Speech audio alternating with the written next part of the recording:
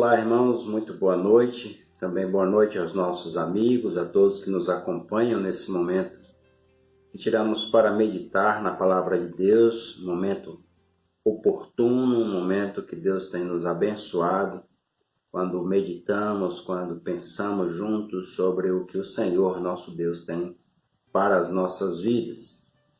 Claro, mais uma vez, nós queremos sempre pedir que os irmãos estejam compartilhando estas mensagens, que elas possam alcançar o coração daqueles que ainda não têm esperança em Jesus Cristo. E hoje nós vamos começar, vamos falar sobre um assunto que está bem pertinente nos nossos dias, que são os milagres, que são as curas. E claro que estou falando exatamente pelo fato de que a pandemia trouxe um novo aspecto para a gente observar essa questão das curas. Então nós vamos falar sobre o propósito dos milagres, ou porque Deus permite acontecer os milagres e quais são os propósitos deles para as nossas vidas. Eu quero compartilhar com os irmãos um texto que está em Atos, no capítulo 3, do versículo 1 ao 11. É o texto que nós vamos abordar, também pegando outras passagens aqui para complementar aquilo que queremos apresentar aos nossos amigos e irmãos. Então diz assim a palavra do nosso Deus em Atos capítulo 3, versículos de 1 ao 11. Acompanhe comigo. Pedro e João subiu ao templo para a oração da hora nona. Era levado um homem coxo de nascença, o qual punha à direita a porta do templo chamada Formosa, para pedir esmolas aos que entravam. Vendo ele a Pedro e a João, que iam entrar no templo, implorava que lhe desse uma esmola. Pedro, fitando-o juntamente com João, disse: Olha para nós. Ele os olhava atentamente, esperando receber alguma coisa. Pedro, porém, lhe disse: Não possuo nem prata, nem ouro, mas o que tenho, isso te dou. Em nome de Jesus Cristo Nazareno, anda. E tomando-o pela mão direita, o levantou e imediatamente os seus pés e tornozelos se firmaram.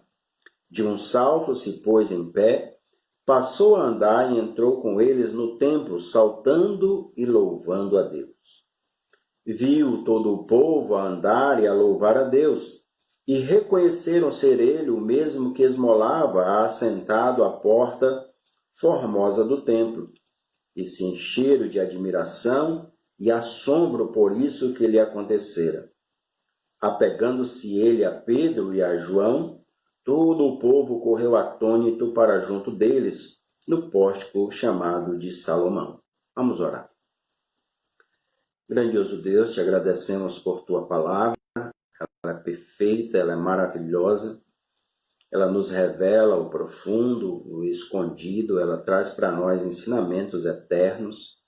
Pedimos mais uma vez, Senhor, que nesta oportunidade só fale aos nossos corações, principalmente aqueles que ainda não têm esperança. Busque de fato aquilo que te agrada, aquilo que te glorifica. Conheçam as verdades eternas aqui da tua palavra, Senhor. Nos ajuda na transmissão, mas também na prática daquilo que agrada ao Senhor. Te pedimos no nome santo de Jesus. Amém, Senhor. Queremos falar nessa oportunidade sobre o propósito dos milagres. É bom a gente lembrar que os milagres eram bem praticados, principalmente antes da pandemia. E a pandemia chegando mostra para nós, de uma certa maneira, que muitos desses milagres eram falsos. Inclusive, a gente tem notícia de que algumas igrejas fecharam as portas, que estavam temporariamente paralisadas as curas e milagres naquelas igrejas. E a gente percebe então que havia uma farsa. A verdade agora é que deveria se abrir de fato aqueles que pregam as curas e milagres, para que fossem curadas essas pessoas que estão acometidas dessa doença Covid.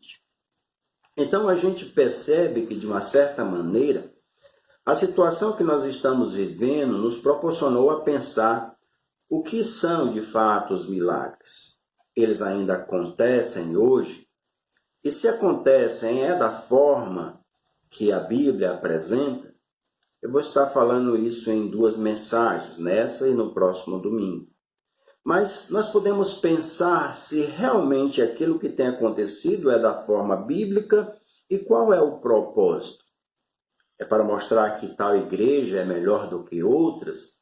Que a igreja é mais espiritual do que outras?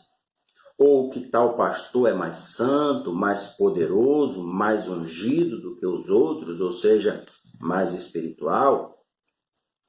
Será que é porque alguns pastores sobem o monte para orar e assim acham que estão mais próximos de Deus, como se Deus fosse só um Deus de perto e não de longe, como se Deus não ouvisse a nossa voz nos confins da terra, independente se estamos no monte ou se estamos no vale? O que será de fato que os milagres têm como propósito? Que é o poder do homem consagrado às 7 sextas-feiras de oração?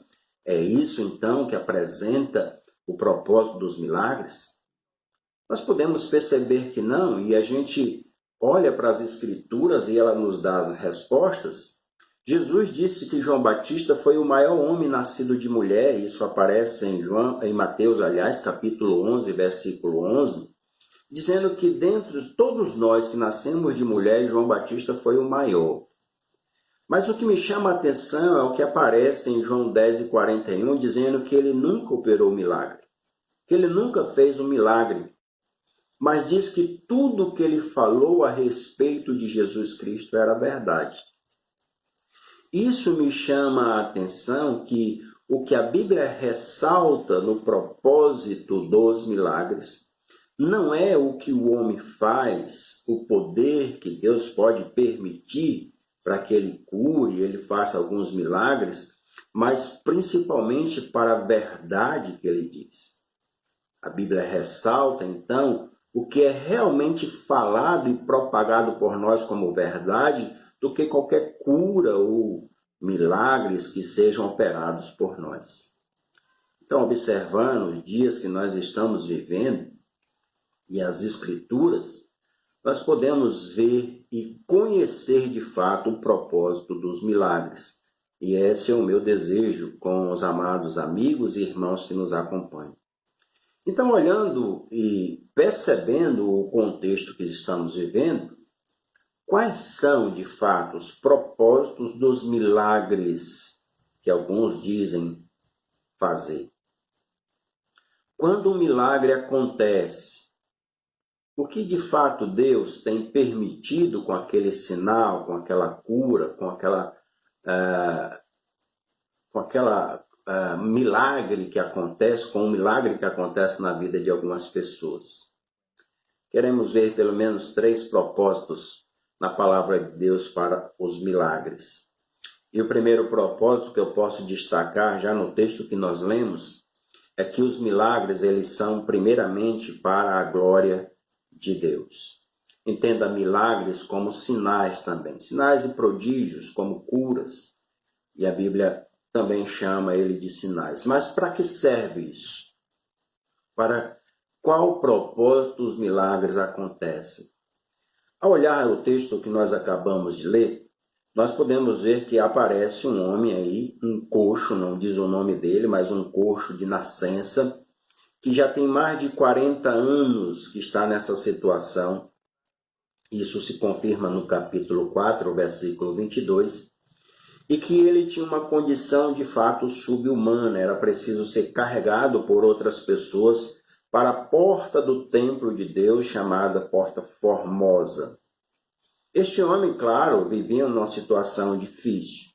Sua vida era constante ali e alguém precisava levá-lo para a porta daquele templo para ele pedir esmolas.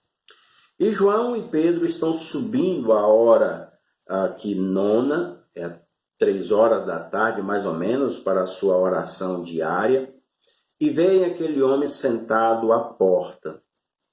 E ao ver aquele homem, Pedro e João, eles fazem com que esse homem conheça qual o propósito dos milagres. Ao olhar para ele, diz para aquele homem que queria apenas uma esmola: nós não temos prata nem ouro, mas o que temos te dou. Levanta e anda no nome de Jesus. Agora é interessante notar que Pedro e João, ao fazerem este milagre, ao ser instrumento de Deus para fazer este homem ser curado dessa sua enfermidade, dessa sua situação desde o seu nascimento, eles não levam o homem para dentro do templo para fazer propaganda. Eles não fizeram propaganda da igreja dizendo: olha, esse templo, ou esta congregação, ou esta denominação é poderosa para mudar a sua vida. Eles não fizeram isso. Eles não transformaram ou não glorificaram o templo, eles não santificaram o templo, não levaram o homem para dentro do templo com o objetivo de propagar aquele templo como a saída, a cura para aquele homem. Também eles não levaram o homem para o altar e fizeram aquele espetáculo. Olha o que Deus vai fazer hoje na vida desse homem. Isso foi ao lado de fora. Eles também não pediram que o coxo fizesse um voto diante de Deus ou desse seu tudo para Deus. Que agora provasse a sua fé, e como alguns dizem, se realmente você quer ser curado, você tem que dar o seu tudo para Deus. Ou seja, ficar curado de uma paralisia, ficar curado de uma enfermidade, só vale isso. Dê o seu tudo para Deus. Eles não chamaram a atenção para o homem, nem para a igreja e nem para si mesmo. Pedro disse: eu não tenho o que tu queres, mas tenho o que tu precisas. É o que destaca o versículo 6. Aquele homem, ele queria apenas uma esmola. Ele queria algo para se sustentar naquele dia. Mas Pedro diz: o que eu tenho realmente para te dar, que é necessário, é a fé em nome de Jesus. E é neste nome, o nome de Jesus de Nazaré, é que você vai andar. Ou que confiando neste nome você pode andar. Então aquele homem passou, logo depois da cura, a louvar e a glorificar o nome de Deus. Aparece exatamente nos versículos 8 e 9. Diz que de um salto se pôs em pé e passou a andar e entrou com eles no templo saltando e louvando a Deus. Então esse homem passa a louvar a Deus pelo milagre alcançado. O louvor não era para a igreja, o louvor não era para o pastor, o louvor não era para os apóstolos, o louvor era para Deus. E o louvor entenda aqui como glória dada a quem de direito? Dadas a Deus. Aquele homem, ele esperava algo tão pequeno, tão inferior de Deus, mas Deus tinha muito mais ou muito melhor para lhe dar. E ele lhe deu algo superior, não apenas uma esmola. Hoje, se nós observarmos, é quase a mesma coisa. As pessoas estão esperando algumas coisas de Deus e essas coisas são muito poucas à vista do que realmente Deus tem para nos dar. Homens esperam do Senhor apenas saúde, talvez ficar livre de uma enfermidade. Outros esperam dinheiro, ter prosperidade, melhorar financeiramente. Outros querem felicidade, querem buscar a felicidade a todo custo, mas o que Deus tem para nos dar é a vida eterna. A vida que pode ser usada para louvor da sua glória, para louvá-lo, para engrandecê-lo, para reconhecer a sua glória. E exatamente esse é o propósito dos milagres, para a glória de Deus. Então, se Jesus fez algum milagre na sua vida, é para que você glorifique a Ele. É para que você use a sua vida para a glória dele. Se aconteceu algo de extraordinário, miraculoso em sua vida, use então ela para a glória do Senhor. Mas infelizmente, muitos, quando conseguem um milagre, viram as costas para Deus. Ou esquecem de Deus. Eu não estou falando nem que se afastaram da igreja, eu estou falando é que viraram as costas completamente para quem fez o milagre na vida deles. Então, o milagre que Deus nos mostra aqui é para que o nome dele seja glorificado. Este coxo, ao andar, glorificou o nome de Deus. Não só diante dos apóstolos, mas diante das pessoas que ficaram aqui entusiasmadas, cheias de admiração pelaquilo que tinha acontecido com ele. E claro, isso serviu para a glória de Deus. Então esse é o primeiro propósito que nós podemos destacar aqui sobre o milagre que Deus faz em nossas vidas. Mas o segundo propósito é que os milagres também são para que Cristo seja exaltado. E novamente nós conseguimos destacar isso no próprio texto que lemos. Quando o milagre foi feito por João e por Pedro, o texto nos descreve que aquela pessoa, que era coxa, que agora estava andando, se apegou aos apóstolos. E não somente ele, mas todos os que viram o milagre. Diz o versículo 11, apegando-se ele a Pedro e a João, todo o povo correu atônito para junto deles no pórtico chamado de Salomão. Então, para um pórtico, ou seja, uma torre, algo de destaque dentro do templo, que agora todos queriam também exaltar o nome de Pedro, o nome de João, porque eles fizeram um milagre. Então, a ideia aqui era de fato glorificar esses homens, endeusar esses homens, reconhecer o milagre extraordinário que eles tinham feito. Mas Pedro logo combateu essa ideia. E ele apontou para o nome precioso a qual deve ser exaltado. Ele então começa a dizer no versículo 12, quando estas coisas aconteceram, à vista disso, Pedro se dirigiu ao povo dizendo, israelitas, por que vos maravilhais disso, ou por que fitais os olhos em nós, como se pelo nosso próprio poder ou piedade o tivéssemos feito andar? O Deus de Abraão, de Isaque e de Jacó, o Deus de nossos pais glorificou ao seu servo Jesus.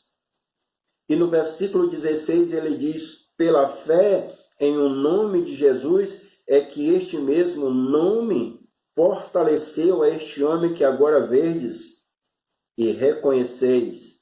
Sim, a fé que vem por meio de Jesus deu a este saúde perfeita na presença de todos vós.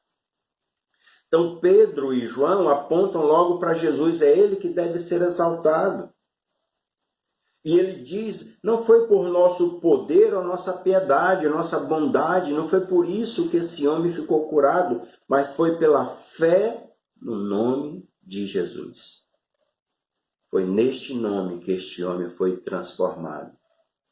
E quando a gente observa ainda atentamente, principalmente no versículo 16, diz o texto que este homem, o coxo, agora tem saúde perfeita. Não é algo mais ou menos. Não é vai e faz uma fisioterapia lá na frente e daqui a pouco Deus vai te curar. Não é. É saúde perfeita, completa. Tanto é que aquele que não andava e era carregado agora estava saltando, estava pulando de alegria pela graça alcançada. Mas o nome de Jesus que deveria ser exaltado. Isso era bem comum nos dias dos apóstolos. Isso também é bem comum ainda hoje, de as pessoas quererem exaltar o nome do homem e não o nome de Deus. Outra oportunidade a gente consegue ver em Atos capítulo 14, que também vai acontecer com Paulo e Barnabé. Eles também fazem um milagre e as pessoas querem também exaltá-los, também querem prestar louvor e honras a eles. E diz em Atos capítulo 14, versículo do 18 até o 14, da seguinte forma: Em Listra, costumava estar assentado certo homem aleijado. Ele era coxo, esse aleijado. Paralítico desde o seu nascimento, o qual jamais pudera andar. Esse homem ouvia falar Paulo, que fixando nele os olhos e vendo que possuía fé para ser curado, disse-lhe em alta voz: Apruma-te direito sobre os pés. Ele saltou e andava. Quando as multidões viram o que Paulo fizera, gritaram em língua licaônica, dizendo: Os deuses em forma de homens baixaram até nós. A Barnabé chamaram Júpiter e a Paulo Mercúrio, porque era este o principal portador da palavra. O sacerdote de Júpiter, cujo templo estava em frente da cidade, trazendo junto das portas touros e grinaldas, queria sacrificar juntamente com as multidões. Porém, Paulo, ouvindo isto, os apóstolos Barnabé e Paulo, os apóstolos Barnabé e Paulo, rasgando as suas vestes, saltaram para o meio da multidão, clamando: Senhores, por que fazeis isto?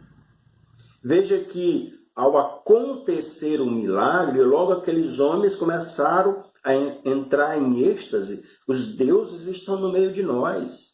Já batizaram os apóstolos com o nome dos deuses deles. E já queriam sacrificar, honrar, exaltar aqueles homens. Mas Paulo e Barnabé rejeitam.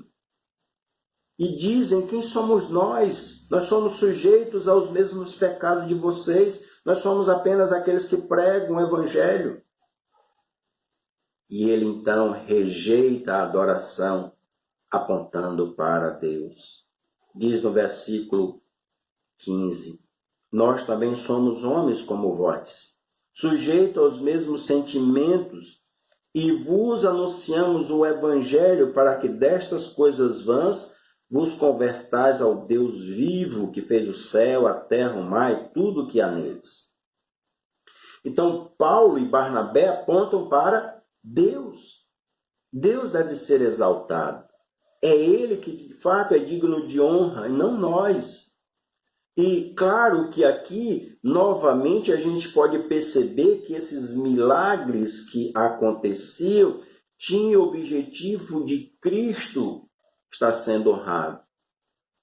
O apóstolo Paulo, ao fazer o milagre neste paralítico desde a nascença, desde quando se pôs neste mundo, desde quando de fato ele veio ao mundo, já tinha essa enfermidade, era paralítico, fez então com o objetivo da glória de Deus. E é interessante que Paulo não pergunta àquele homem se ele tem fé. É o homem que vê a fé em Paulo. Ele viu que Paulo tinha fé para curá-lo. E Pedro também não pergunta se aquele coxo tinha fé para ser curado. E isso me vem à memória uma história que aconteceu com a mãe de uma das nossas irmãs, que ao visitar uma dessas igrejas que fazem milagres, o pastor perguntou se ela tinha fé para ser curada. Ela disse: claro que eu tenho fé. Qual é a bênção que você quer? E ela foi e disse qual era a bênção. Então, para mostrar que você tem fé, me dê logo o seu relógio aqui, porque eu vou ungir o seu relógio. E ungindo esse relógio, é claro que a bênção vai chegar até você. Então, é uma barganha, é uma troca, e algumas pessoas se aproveitando da fé ou da simplicidade de algumas pessoas para enganá-las. E algumas até mesmo querendo ser exaltadas, algumas se achando muito capazes e se achando os próprios semideuses aqui na terra.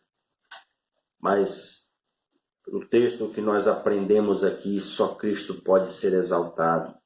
Só Cristo pode realmente ser digno de toda a honra e de toda a glória.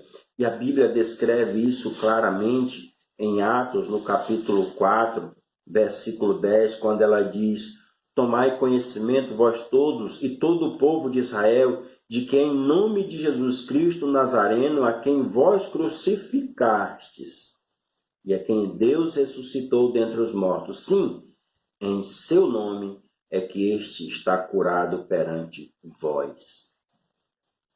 Nome de Jesus. O nome de Cristo. Mas é isso que estamos vendo nas igrejas hoje em dia? É isso que nós comprovamos, que o nome de Cristo tem sido exaltado? A gente pode ver que a maioria hoje é dado títulos bem importantes para as pessoas. Ser pastor é coisa pequena. Agora, a ideia é ser bispo, é ser apóstolo, é ser pai apóstolo, é ser uma autoridade máxima. E muitos negam ou rejeitam ou colocam Jesus de lado. Ou seja, Jesus, por essas pessoas, de uma certa forma, tem sido rejeitado ou negado. Em vez de o nome de Cristo ser exaltado em muitas das igrejas, é o nome do líder, é o nome da denominação, é o nome de um grupo, mas não o nome de Cristo. E muitos deles até mesmo se acham melhores do que Cristo. Lembro de um vídeo que está na internet, vocês podem pesquisar e ver aí, de um certo líder, que ele disse que foi expulsar o demônio no nome de Jesus, mas o demônio não quis sair. Então ele expulsou no nome dele mesmo. Isso significa que ele era mais poderoso do que Jesus. Alguns, de fato, querendo ser exaltados. Os milagres têm como propósito a exaltação do nome de Cristo. Foi isso que Pedro, João, Paulo e Barnabé disseram: é no nome de Jesus. Foi pelo nome de Jesus, em o nome de Jesus, que este tem saúde perfeita.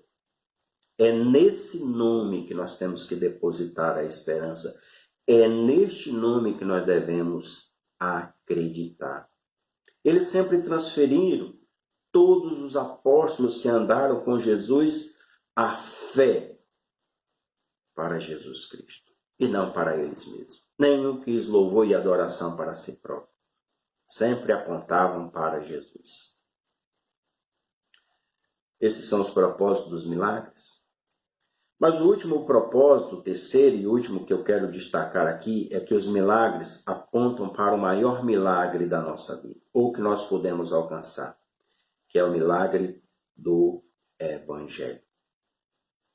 Foi por isso que Pedro destacou diante daquela igreja que foi o Evangelho que mudou a vida daquele homem, que o Evangelho tinha que ser pregado.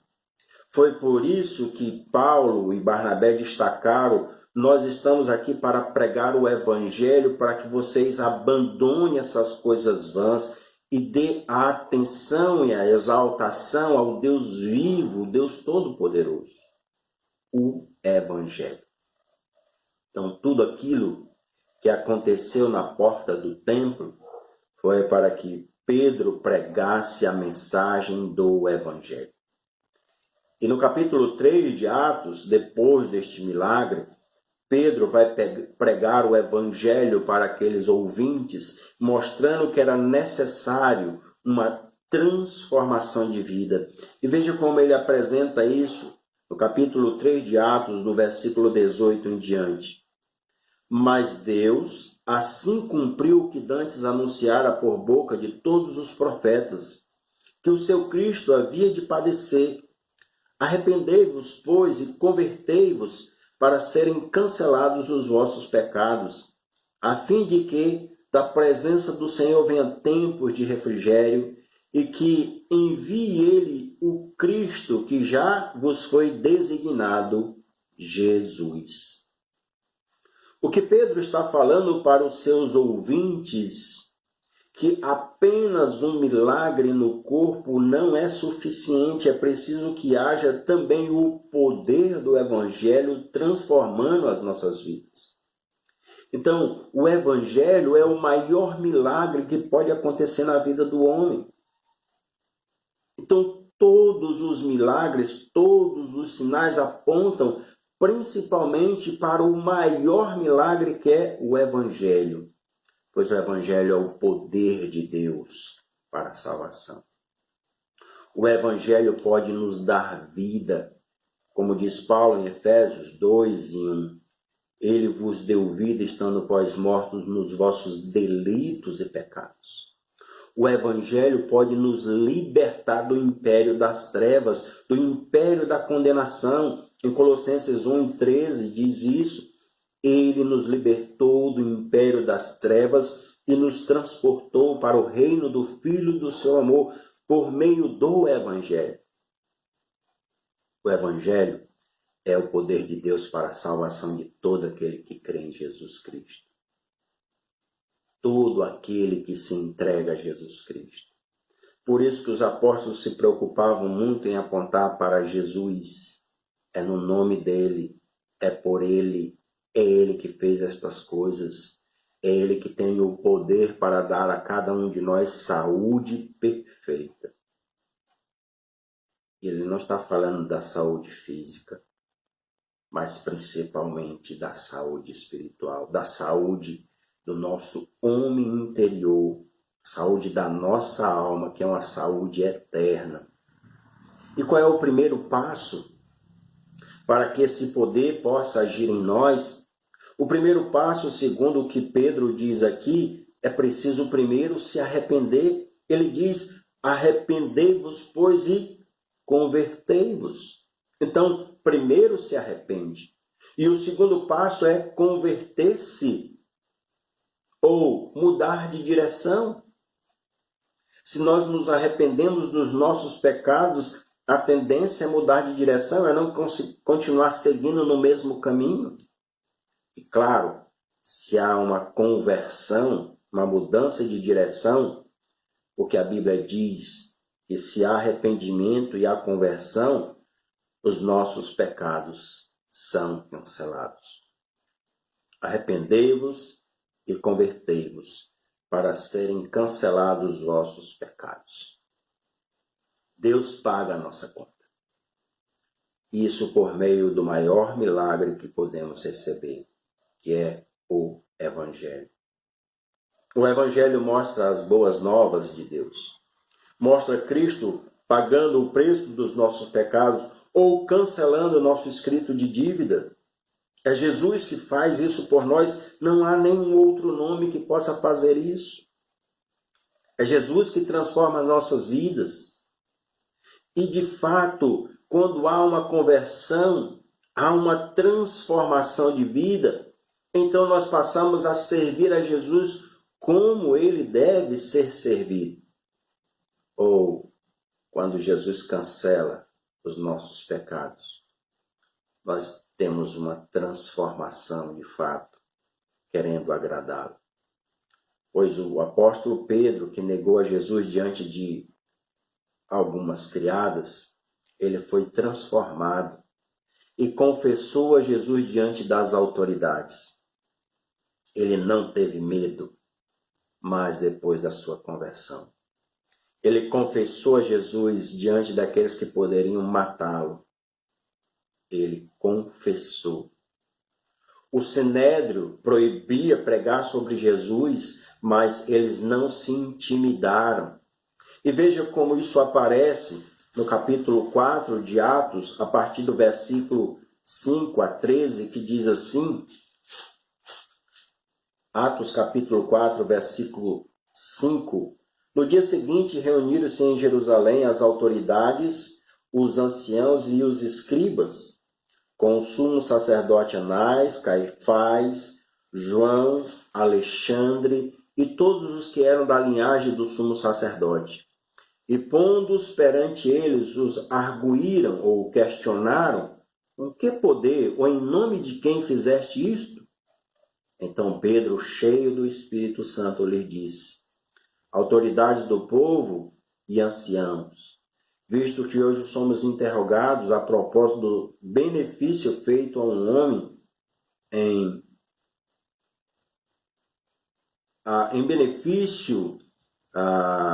visto que somos interrogados a propósito do benefício feito a um homem enfermo e de modo porque foi curado, tomai conhecimento vós todos e todo o povo de Israel, que em nome de Jesus Cristo Nazareno, a quem vós crucificastes e a quem Deus ressuscitou dentre os mortos, sim, em seu nome é que este está curado perante vós. E ele diz: este Jesus é a pedra rejeitada por vós os construtores, a qual se tornou a pedra angular. E não há salvação em nenhum outro, porque abaixo do céu não existe nenhum outro nome dado entre os homens, pelo qual importa que sejamos salvos. Pedro confronta pelo poder do Evangelho. Ele não teme mais o Evangelho que transforma. Diante do Sinédrio, ele não ficou intimidado. De fato, o Evangelho muda as nossas vidas. Ele nos dá coragem de pregar a Cristo, ver e mostrar para os outros o que Cristo fez em nossas vidas e também querendo que estas pessoas se convertam do seu mau caminho. Esse é o maior milagre que podemos receber do nosso Senhor e demonstrar através da nossa obediência à sua palavra. Será que esse é o milagre que você quer receber hoje? O milagre do Evangelho, o milagre que pode transformar a sua vida, não só física, mas principalmente espiritual. O que você precisa fazer? Arrependa dos seus pecados. Creia em o nome do nosso Senhor e Salvador Jesus Cristo, para que sejam cancelados os teus pecados. É isso que a Bíblia propõe. Creia em nome do nosso Senhor Jesus Cristo. Propósito dos milagres, para que Deus seja glorificado, para que Cristo seja exaltado e pelo poder do Evangelho sejamos transformados. Que isso aconteça na sua vida, que esse seja o seu desejo, que essa seja a sua vontade de conhecer o maior milagre que Deus deixou para a humanidade. Receber o Evangelho em suas vidas, para que tenham os pecados cancelados e a plena comunhão com Deus. Que Deus abençoe a você, a sua vida. E se ainda não entregou a sua vida a Cristo, faça o mais rápido possível.